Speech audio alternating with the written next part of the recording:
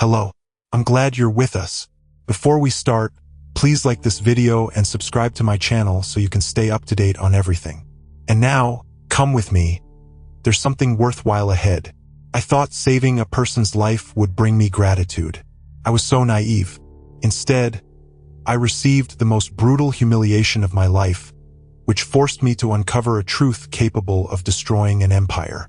My name is Alma, and I'm 13 years old. I live alone in a forest cabin that my grandmother left me 3 years ago before she died. Our house stands on the edge of a vast pine forest, 20 kilometers from the nearest town. My grandmother was a herbalist, and people came to her from afar for treatment. After her death, I was left all alone. My parents died in a car accident when I was 7 years old. My grandmother took me in and taught me everything she knew. She showed me which plants heal and which can kill. She told me how to read animal tracks and understand the language of birds.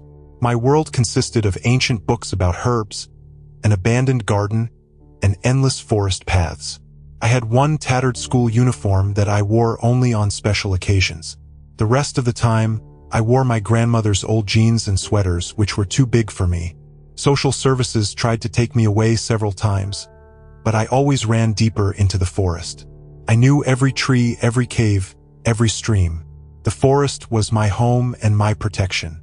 Officially, I was listed as missing, but locals knew where to find me when they needed help. I only had money from selling herbal tinctures at the local market. Old women bought my remedies for headaches and stomach problems. I earned barely enough for bread and the bare necessities. Sometimes hunters brought me meat in exchange for treating cuts or sprains. My life was simple but full. I read by the light of a kerosene lamp, bathed in the cold forest lake, and gathered berries. Every summer, I had a garden where medicinal herbs and a few vegetables grew. In winter, I prepared firewood and dried mushrooms for the winter. I didn't miss city life because I didn't really know it. My world was full of sounds, the wind in the leaves, the smells of earth and herbs, and the taste of spring water. I thought I would live like this forever, until I met a person who changed everything. That summer, I spent a lot of time by the lake, collecting water lilies for an insomnia tincture. Tourists sometimes came to the lake, but they usually stayed away from my part of the forest. Locals told them scary stories about a witch who lived in the wilderness. It all started on a hot July day when I heard voices near the lake. I hid behind a large oak tree and watched. A group of well-dressed people settled in a clearing for a picnic. They had expensive baskets, white tablecloths, and even portable chairs. A man in a light suit, about 50 years old, stood out among them. He was tall, with graying temples and confident movements. The others treated him with special respect. He was telling them something about plans to build a resort in this area. A woman in a red dress was arranging food on the table. She called the man Benjamin Castro and constantly asked for his opinion about everything. A young man in glasses was writing down Benjamin's every word in a notebook. There was also an elderly lady who sat in the shade and watched everyone carefully. I was about to leave when I noticed that Benjamin was turning pale. At first, he simply refused food, saying he wasn't hungry. Then he started sweating even though he was sitting in the shade. The woman in the red dress offered him water, but he waved it away. After half an hour, Benjamin was holding his stomach and breathing heavily. The others decided that he had heart problems from the heat. The woman in the red dress took a small bottle out of her purse and offered him medicine. She said they were heart drops. It was at this moment that I realized something terrible was happening. My grandmother taught me to recognize the signs of poisoning. Gray skin, cold sweat, abdominal pain, everything pointed to poison, and the woman was offering him more of some kind of medicine. My heart beat faster. I knew I had to intervene, but I was afraid. These people looked rich and important. They might not believe a dirty girl from the forest, but Benjamin was getting worse and worse, and I saw how the woman was insisting on her medicine. I ran out from behind the tree and shouted at them to stop. Everyone turned to me in surprise. I was barefoot, in old jeans and a torn t-shirt. My hair hadn't seen a comb in days. I ran up to Benjamin and told him that he had been poisoned. I explained that he needed to vomit immediately and take activated charcoal. The woman in the red dress indignantly asked, Who am I? The young man in glasses wanted to chase me away, but Benjamin looked me in the eyes and saw the truth there. He was very weak, but he nodded to me. I helped him vomit, and then I gave him crushed activated charcoal, which I always carried with me. My grandmother taught me to be prepared for any poisoning in the forest. After 20 minutes, Benjamin felt better. His complexion returned, and his breathing normalized. I advised him to go to the hospital immediately for a complete examination. He took my hand and quietly thanked me. His eyes were full of tears. While the others were packing up, I noticed the woman in the red dress throw a small bottle into the bushes. She thought no one was watching. I remembered this place and decided to return later. Suspicion crept into my heart. As they drove away, Benjamin turned and waved to me. He shouted that he would find me and thank me properly. I stood and watched them go, not imagining that I would never see gratitude in his eyes again. In the evening, I returned to that place and found the discarded bottle. The label had the name of heart medication, but the contents smelled completely different. I took the bottle home and performed a simple test that my grandmother had taught me.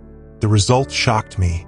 The bottle contained a concentrated poison made from berries. It was a slow-acting substance that mimics a heart attack. If Benjamin had drunk this medicine, he would have died within an hour, and everyone would have blamed it on a bad heart. I realized that I had witnessed an attempted murder.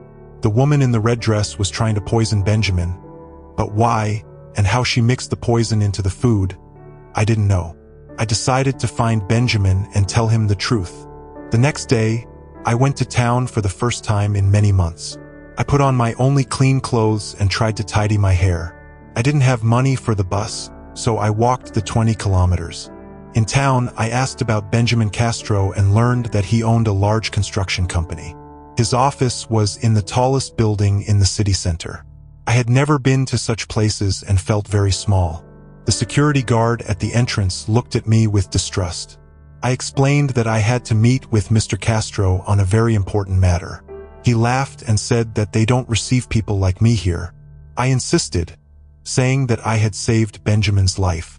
The guard agreed to pass on the message, but only after I sat in the hall for half an hour. People in expensive suits walked past and looked at me strangely. I felt dirty and out of place in this shiny world. Finally, the secretary came down and said that Mr. Castro was very busy. She added that he didn't remember any girl from the forest and asked me not to bother him anymore. My heart ached with pain and confusion. I asked to tell Benjamin that I had important information about his poisoning. The secretary coldly replied that Mr. Castro felt fine and that no one had poisoned him. She added that if I didn't leave, she would call the police herself. I left the building in complete disarray. How could Benjamin forget me so quickly? I saved his life and he didn't even want to meet with me. Tears streamed down my cheeks as I wandered through unfamiliar streets, but the worst was yet to come. The following week, the city hosted a charity auction organized by Benjamin's company. I decided to try to approach him there. Maybe in a less formal setting, he would remember me. I sneaked into the grounds of the hotel where the auction was being held. Everyone was in evening dresses and tuxedos. I stood out like a stain on a white tablecloth, but I had to warn Benjamin of the danger. When I approached him, he was surrounded by the same people who were at the picnic. The woman in the red dress was now in an elegant black outfit. She was holding Benjamin's arm and smiling. I quietly called him by name. Benjamin turned around, and his face reflected disgust. He loudly asked, "How did I get in here, and what did I want?" All conversations around died down and people started looking at us. I began to explain that I had proof of an attempted poisoning, but Benjamin interrupted me and stated that I was crazy. He said that he had never seen me and that I was probably a drug addict who was hallucinating. The woman in the black dress added that such people should be kept in psychiatric hospitals. Security guards were already walking toward me. The whole hall looked at me like I was dangerous and crazy. Benjamin told the guards to throw me out and never let me in again. He added that he would sue me for defamation if I ever appeared near him again. His voice was cold and full of contempt. I was literally dragged out of the hall to the laughter and contemptuous glances of the guests. I sat on the steps of the hotel and cried from humiliation. I didn't understand how a person whose life I saved could treat me like this. That night, I walked home through the forest and thought about what had happened. The pain of betrayal was sharper than any physical injury. I felt used and discarded, but gradually the pain turned into anger. I realized that Benjamin hadn't just forgotten me. He deliberately disowned me to protect someone in his circle. Perhaps he knew who was trying to poison him, but he preferred to turn a blind eye. Then I made a decision that changed my life. If Benjamin doesn't want to hear the truth, I'll make him hear it. I will prove who tried to kill him and why they humiliated me. But I will not give up. First, I returned to the picnic site and thoroughly searched the entire clearing. I found the remains of the food they hadn't cleaned up and collected it in bags. My grandmother taught me how to identify poisons in food, and I wanted to know exactly how the poisoning happened. At home, I examined every piece of food under a homemade microscope that I made from old lenses. In the salad, I found tiny fragments of leaves, cleverly disguised as greens. This required knowledge and preparation. I began to observe all the participants of that picnic. Every day, I went to town and studied their habits. The woman in the red dress turned out to be Isabella Morera, the financial director of Benjamin's company. She was divorced and had a teenage daughter. The young man in glasses was called Carlos Vega and worked as Benjamin's personal assistant. He lived alone in a small apartment and spent most of his time in the office. The elderly lady was Rosa Castro, Benjamin's aunt and co-owner of the company. I learned that the company had serious financial problems. Several major projects had failed, and banks were demanding the return of loans. If Benjamin died, his share in the company would go to Aunt Rosa and other relatives. Isabella had access to all financial documents and could hide the true state of affairs. In addition, I found out that she was secretly meeting with Benjamin's main competitor. This gave her a motive for murder. I decided to gather irrefutable evidence and present it in such a way that Benjamin could not ignore it. But first, I needed to learn more about the internal affairs of the company. I got a job as a cleaner in the building where Benjamin's office was located. My youth and unremarkable appearance helped me to go unnoticed. I worked the night shift and had access to all offices. In a month of work, I photographed hundreds of documents with an old camera that I found in my grandmother's things. I learned about secret deals, forged reports, and transfers of money to Isabella's accounts. The most shocking discovery was that Isabella was planning not only to kill Benjamin, but also to blame his Aunt Rosa for it. She had prepared forged documents that showed that Rosa had bought poisonous plants. I also discovered that the attempted poisoning was not the first. Over the past 6 months, Benjamin had been sick several times after corporate events. Isabella was gradually poisoning him with small doses so that everything looked like a natural illness. Then I realized that I must not only expose Isabella, but also save innocent Rosa from false accusations. This required a perfect plan and flawless execution. I decided to use Isabella's own methods against her. I knew that she was planning another attempt at the company's annual banquet in 2 weeks. All major investors and journalists would attend this event.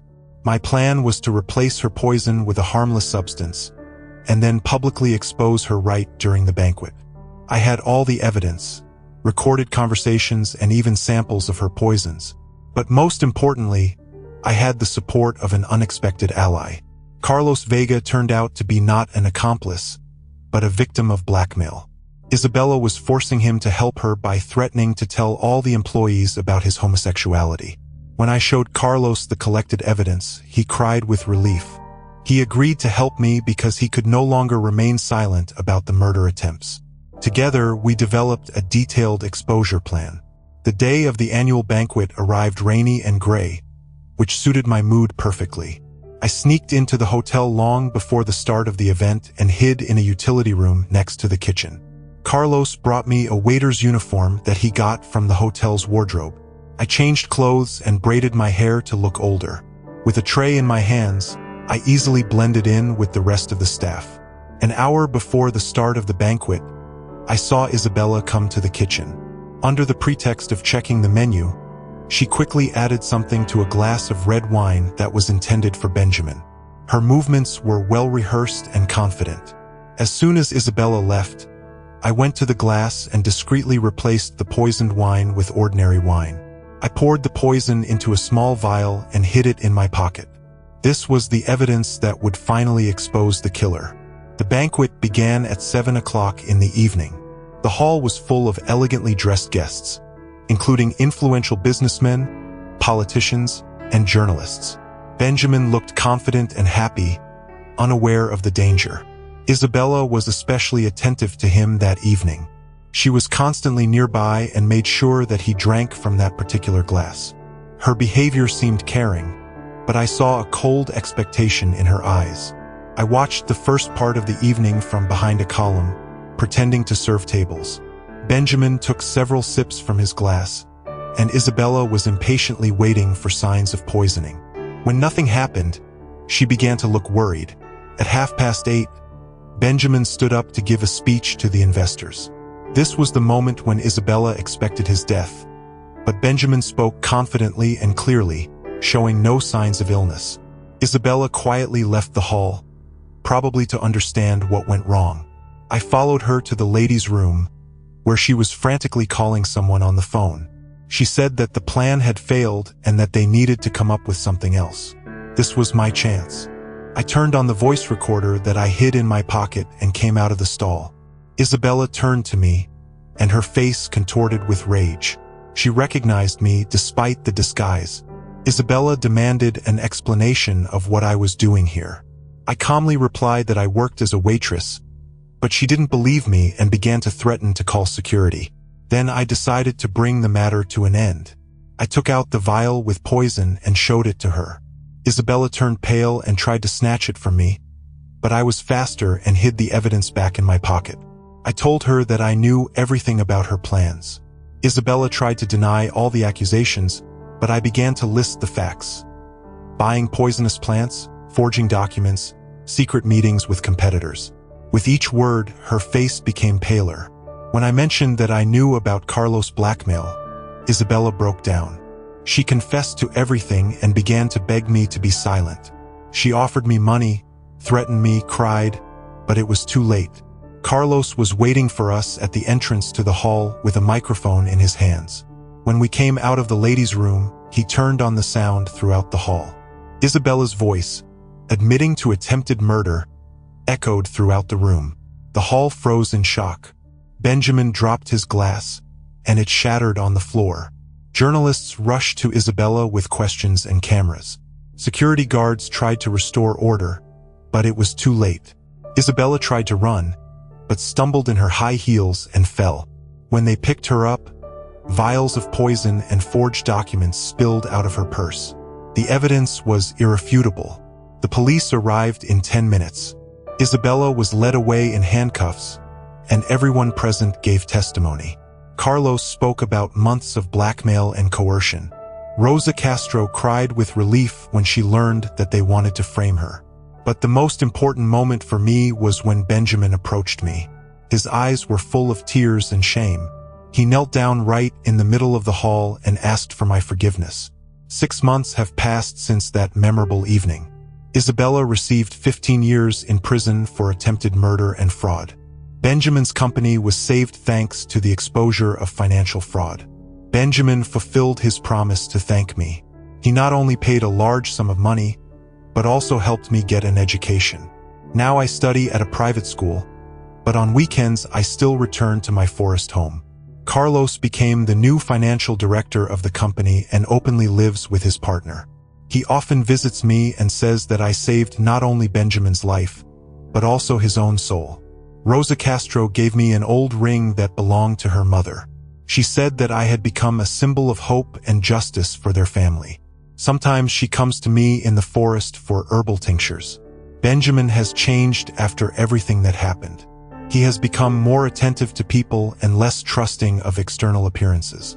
We regularly correspond, and he calls me his guardian angel. The most amazing thing happened a month ago. Rosa Castro brought me old family photos and told a story that changed my understanding of what was happening. It turned out that my grandmother once saved the life of Benjamin's grandfather. It was 70 years ago, when Benjamin's grandfather got lost in the same forest. My grandmother, then a young girl, found him and nursed him back to health after severe frostbite. They fell in love, but the war separated them forever.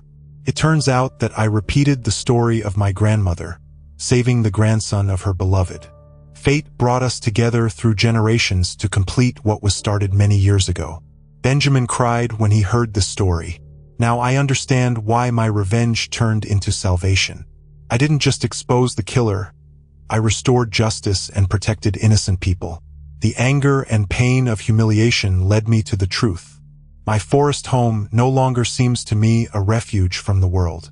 Now, it is a place where the past and present intersect, where love and justice conquer evil and betrayal. I am no longer alone. Sometimes I think about what might have happened if I hadn't intervened that day. Benjamin would have died, Rosa would have gone to prison, and Isabella would have gotten everything. But one girl from the forest changed the course of events. Revenge taught me that justice doesn't always come by itself. Sometimes you have to fight for it, even when the whole world is against you. My grandmother would have been proud to see how I defended the truth. Today, I am sitting by the same lake where it all began and reading a letter from Benjamin. He writes that he is planning to create a foundation to help orphan children in memory of my grandmother. I smile, realizing that the circle has closed. They thought they humiliated me by rejecting and ridiculing me, but instead they gave me the strength to find the truth and restore justice. My revenge became their salvation, and their betrayal became my victory.